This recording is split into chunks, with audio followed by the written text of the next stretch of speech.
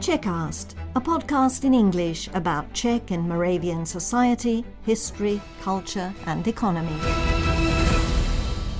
Hello, you are listening to Czechast, the podcast in English about all things Czech. I'm Vít Pohanka. Now, when you speak to a diplomat, you expect careful answers, measured words, perhaps even a certain reluctance to pick favorites. Well, in this episode, I asked the British ambassador to Czechia, Matt Field, a seemingly simple question.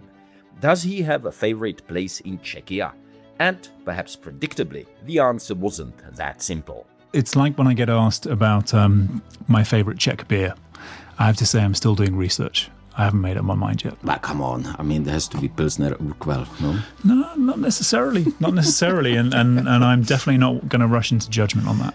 And that's your Matt Field. Careful, diplomatic, but also quite revealing in his own way. So in this conversation, we talk about his journey into diplomacy, his experience in Bosnia and Herzegovina, and what it means to represent the United Kingdom in Czechia after Brexit.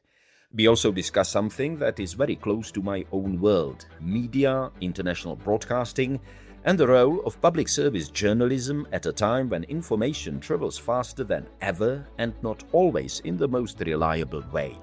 And I think public broadcasters generally are more important in a context of real pressure. Disinformation, misinformation, the ease with which this can be produced and be halfway around the world whilst the truth is still pulling its boots on.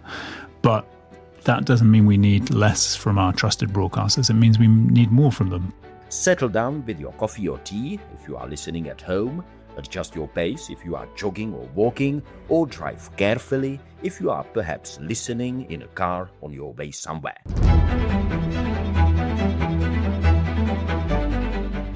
Czechast, a podcast in English about all things Czech. Whether you're an English-speaking expat living in Czechia and Slovakia, or a descendant of the Czechs, Moravians and Slovaks who left for a better life in America, Australia, Britain or Canada so long ago that you don't speak the language of the old country, this podcast in English is for you. Matt Field, British ambassador here in the Czech Republic. I'm a diplomat, I'm a husband, I'm a father, and I'm very, very lucky to be doing this job here in a country that is such a good friend of the UK. Where are you from in the UK? So I'm from Oxford. So Oxford, famous for its university, but it is a city as well, and I'm from the city of Oxford. I love the city of Oxford, I have to say, even though I was there just as a visitor from London, usually. How far is it? Like 80 kilometers? Even less than that. It's an hour from London on a very, very good train. So, it's a lovely place to grow up. And the more time I spend traveling around the world, the more I appreciate where I grew up. Of course, a lot of people will probably think your parents were academics. No, not at all. Actually, if anything, so my parents and actually my grandparents as well worked in the colleges as staff, so kitchen staff and other jobs. So part of the university in some way, but definitely not academics. So, working class background? Yeah, I would say so. First in my family to go to university, first in my family to stay at school. I've got questions about your service, diplomatic service, but let me ask you, how do you get from that kind of background to where you are now? Yeah, I mean, brilliant support from my parents, so a huge amount of help from them and a bit of luck, certainly, and a lot of help from friends and family as well, and support along the way. But I think one of the things that I realised once I'd travelled the world and once I'd realised that I enjoyed working internationally was that actually to be a diplomat in the UK, you don't need to be from a family of diplomats. You don't need to be born into this. Actually, it's a career and a profession that you can apply to get into, and I did apply and I got into it and I've loved it. It's been a huge privilege to do this. I don't want to dwell on this too much, but knowing something about the history of Britain and its class system, you would think that it would have been unthinkable before, I don't know, Second World War, perhaps, for a young man of your background to become a diplomat. Is that wrong? I mean, to think that? No, I think, look, When did it change? Social mobility in the UK, it's a constant preoccupation, and we often think and talk about class, maybe more than almost any other country. But I think you can genuinely see, particularly post-World War II, transformation in the UK, the kind of opportunities that were open to people from lots of different backgrounds. Now, I'm very, very lucky in lots of ways to get to this point. And, I think the Foreign Office and kind of our diplomatic service is getting better at representing the UK. And that's important because if we're going to represent the UK, we should look like the UK. We should have all kinds of diversity and the differences that make the UK such an interesting place. It's changed over time. There's probably still some more change to come.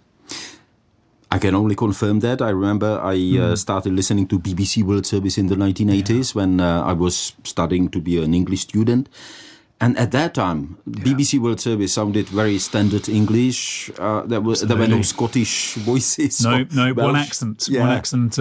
It's one of the things I love that's changed, actually, that you can genuinely hear some of the different voices from all around the UK. Exactly, from Africa, from all different backgrounds. And I just wonder when it started changing. Was it perhaps in the 1990s? I don't want to make this political, but it seems to me that when Labour came into power after the general elections of 1997, when Tony Blair, that it just started changing. Is that So I think the UK has changed a lot in the last 40 years, under different governments as well. So you're right that there was a big shift in the late 90s, but I think it also, the world has just become a much more kind of open and diverse place, and somewhere it was easier to be yourself, to speak in your own voice, to have a different background from what you'd seen traditionally. So the BBC actually is a great symbol of that. I think what you see now and hear now on the BBC is far more representative of the UK. And, public broadcasters are important. Public broadcasters matter. And I think the BBC is an enormous asset. And the more time I spend away from the UK, the more time I see that. I have to apologize a little bit because I got carried away with my love for Britain and its society. But this is Czechast. This is this is a podcast in English about all things Czech. So here you are representing Britain. You've served in several parts of Europe, including Western Balkans. What brought you to diplomacy in the first place, if I may ask? Yeah. And how did you end up in Bosnia and Herzegovina? Yeah, absolutely. So look, I'm not one of those people that had a plan when I was 8 years old and I knew exactly where I wanted to be. So this is not the result of some master strategy that I planned out what I needed to do to become ambassador. In fact, what I really did through school, through university, through my early work career was just follow things that I was interested in, things I was curious about. So I knew that I enjoyed living in different places. I'd volunteered in Africa, in Kenya, worked as a teacher in Japan, did an Erasmus tour in Sweden as a student. Enjoyed these different experiences, but didn't necessarily want to pick just one place to spend the rest of my life in. And when you start to think like that, actually diplomacy becomes an amazing opportunity, somewhere where I could do all of these things. And I joined from Oxfam, the international development charity. And since then, I've worked in some fantastic places in Europe, in Brazil. I worked on really interesting issues like the Middle East peace process, like our relationships with Latin America. And all I really did was just try to do a great job and follow what I was curious about. And that led me through the different sort of stages of my career. And when the opportunity came to apply to be the British ambassador in Bosnia and Herzegovina, and that's an internal competition that I was participating in, we talked about it as a family. I talked with my wife, Martina, and we decided to go for it and try to get this amazing step up. And that chance to represent the UK in a country as complicated and interesting as Bosnia and Herzegovina was huge. Prague is very different from Sarajevo. I've got to say, geographically, it's not that far, but I think in terms of the job and the work, it's very different. I will have a question about the similarities and differences in a second, but let me just mention, I actually visited Bosnia and Herzegovina back in the 1990s after Dayton Agreement. I wasn't there during the war, but I went to Sarajevo, I think in 1998, even 1999. I went to Banja Luka as a journalist, as a part of the kind of the group of journalists that were there together with Jan Kavan, who was then the foreign minister of Czechia. And I was there in 2004 when the bridge in Mostar was opened. Yeah. And I went to a cemetery.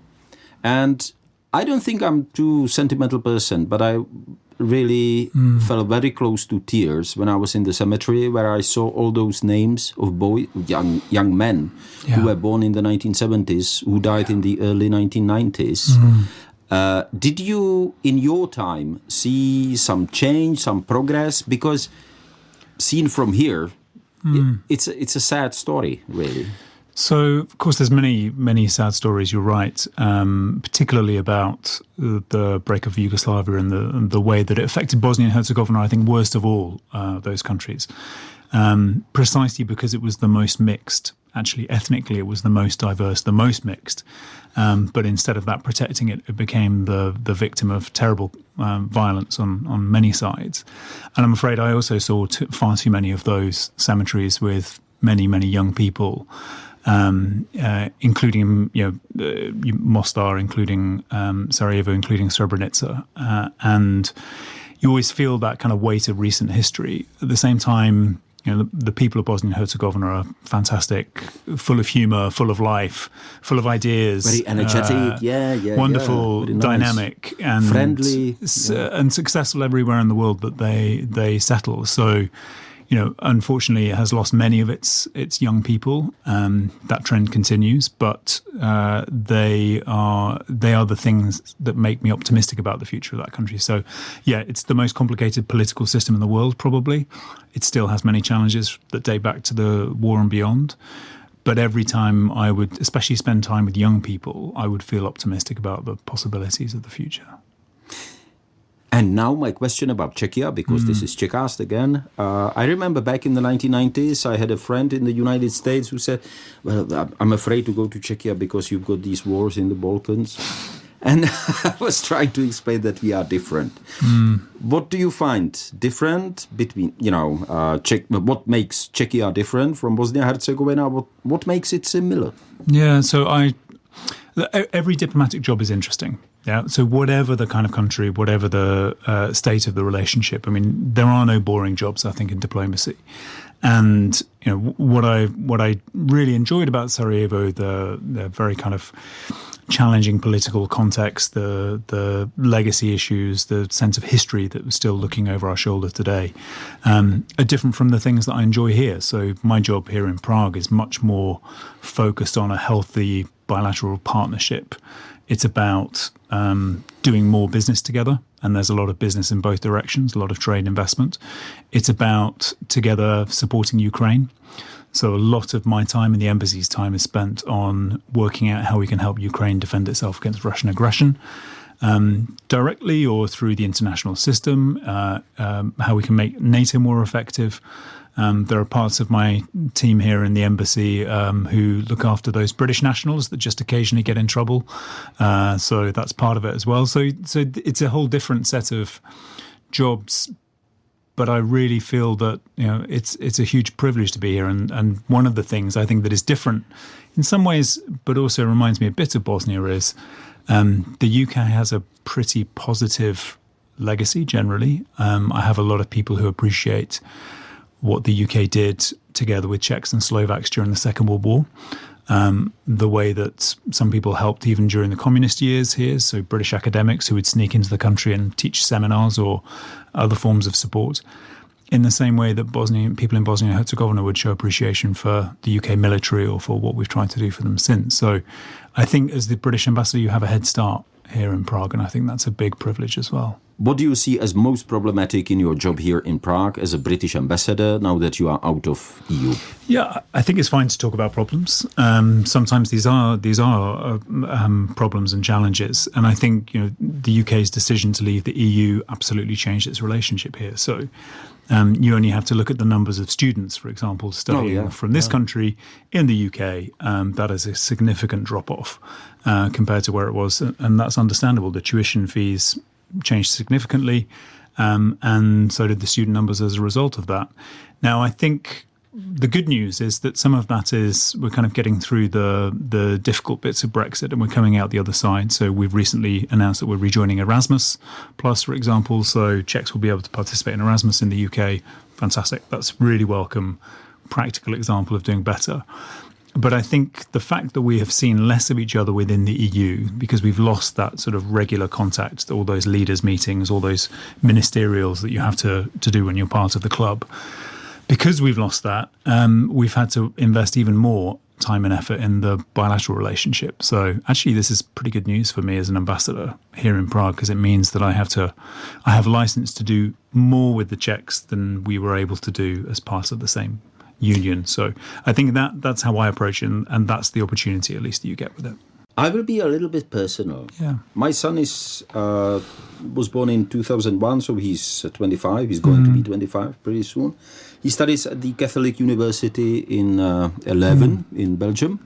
My daughter is now finishing her gymnasium, her secondary school, and she's actually applying to Ireland.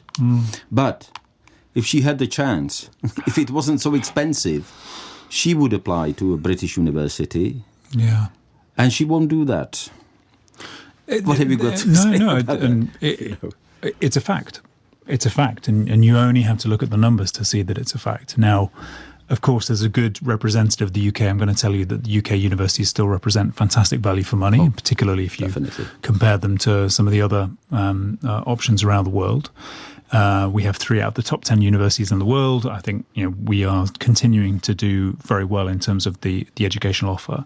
But it does make a difference, which is why I think joining Erasmus Plus is at least a step to repair some of that damage that has obviously occurred in the time in between. I think, though, the reality is it's not just about undergraduate degrees. It's also about research and cooperation. It's also about the degree to which we do business together.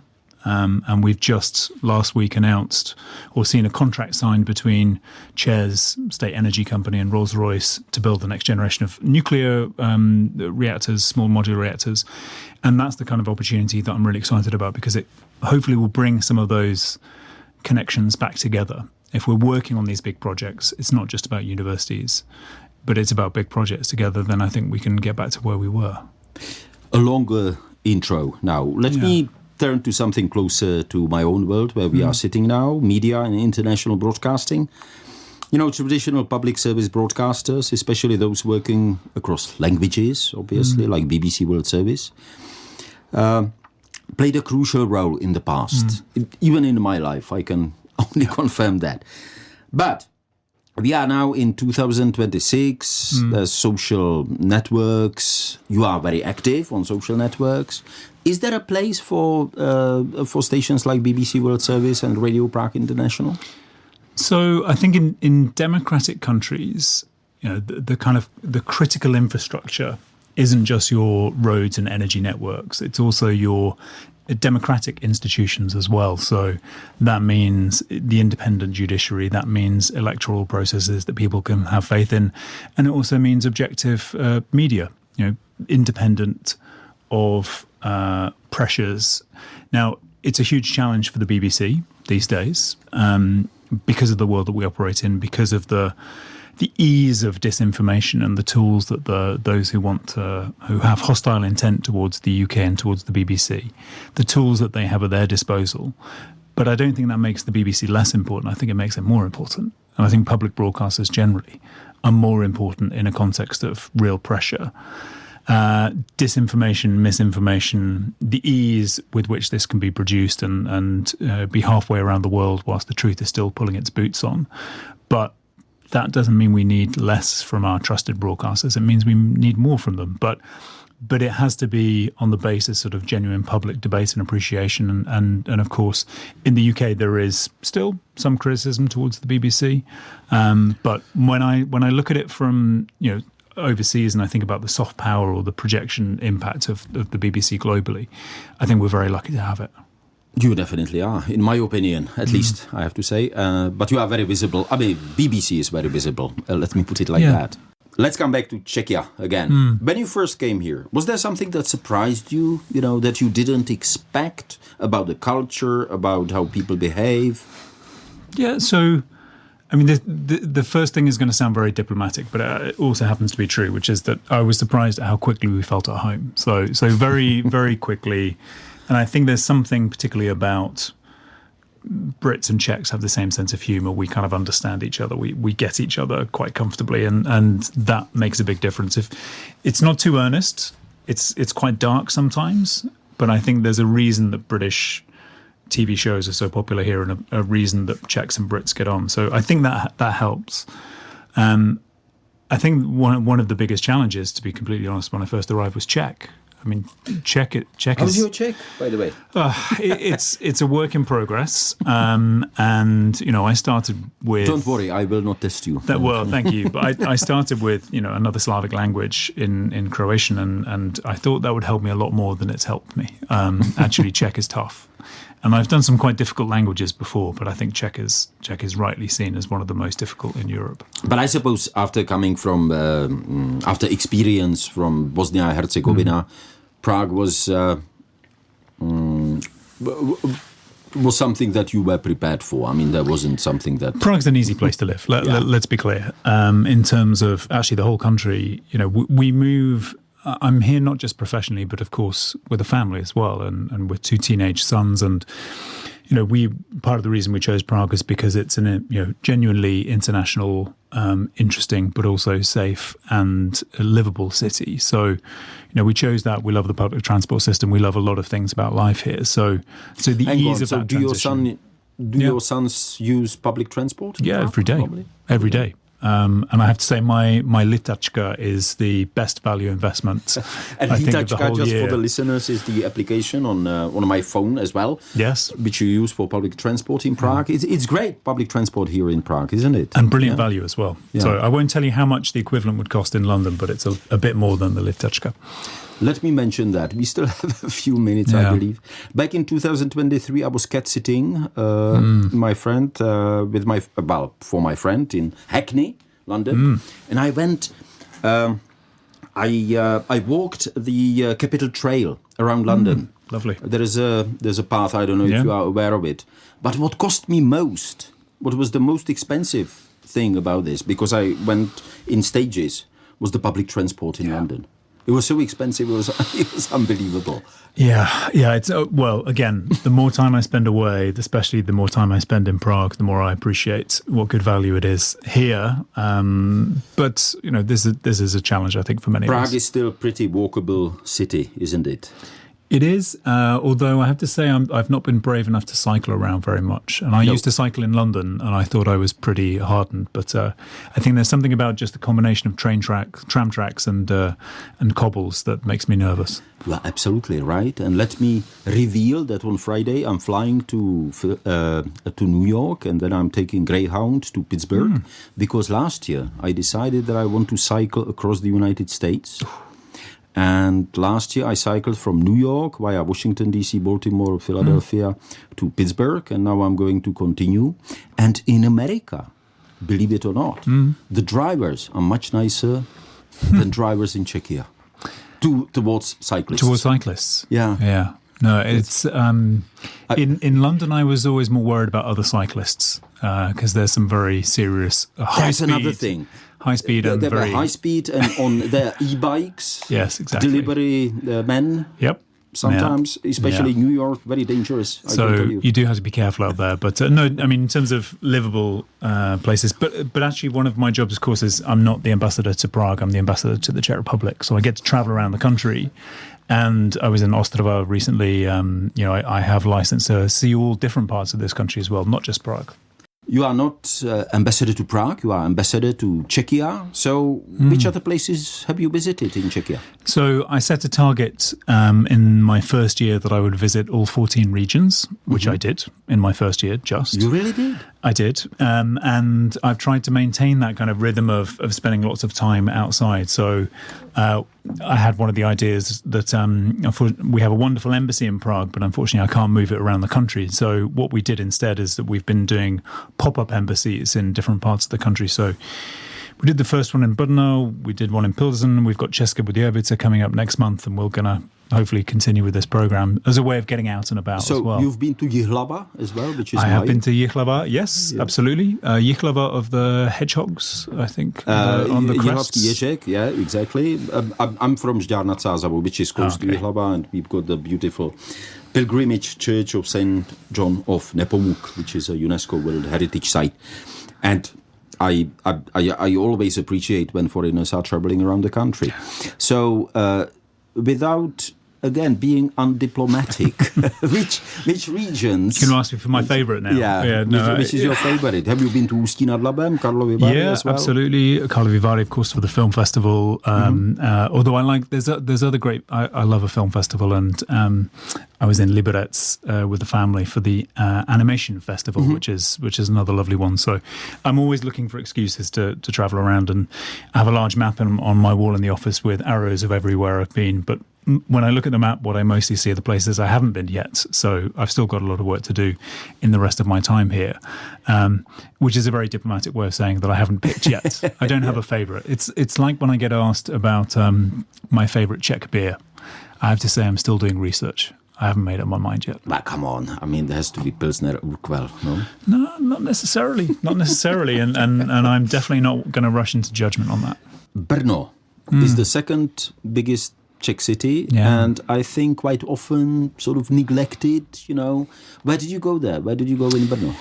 Yeah, so I mean, I'm a regular visitor down in Brno, and I was there actually a couple of weeks ago speaking at Masaryk University. I'm a big fan of the innovation kind of centres down there and what's happening, I think, in terms of startups. It's quite interesting in Brno. So we found last time I was there were 3 sort of technology-focused Czech startups that are based in Brno that actually have already secured UK venture capital, so millions of pounds of UK investment coming into these companies, because often you find in sort of outside of the capital city more of this kind of creativity and innovation. So that was a great experience, and it's something that I want to continue. And Brno is important, but Brno is also not the whole of the country, and even spending time there, I get reminded of the need to see other parts of the country as well, and other parts of that region. So there's a lot of ground to cover, but that's my job, and I'm very happy to do it.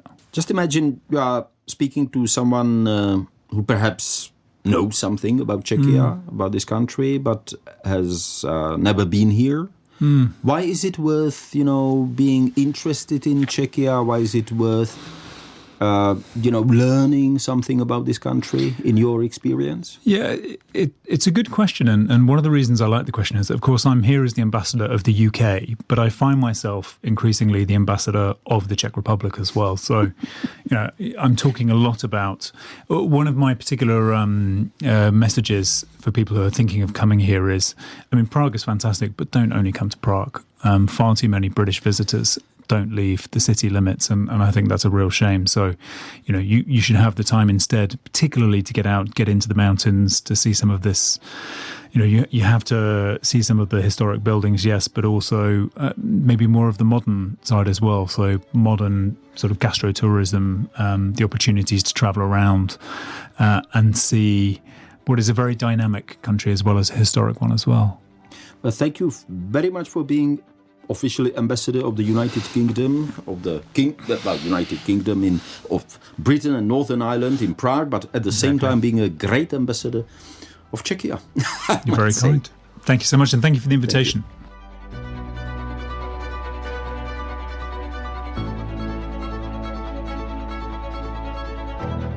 That was Matt Field, the British ambassador to Czechia, speaking to me, Vít Pohanka. If you enjoyed this episode, I'd really appreciate it if you followed or liked Czechast on your favorite podcast platform. It really helps us to bring you more interviews like this. You can also find more content from Radio Prague International on our website, radio.cz. Thank you very much for listening. Stay safe, stay healthy, stay curious, and as we say in Czech, naslyšenou.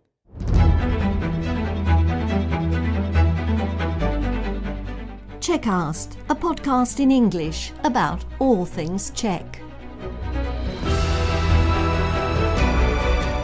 Whether you're an English-speaking expat living in Czechia and Slovakia, or a descendant of the Czechs, Moravians and Slovaks who left for a better life in America, Australia, Britain or Canada so long ago that you don't speak the language of the old country, this podcast in English is for you.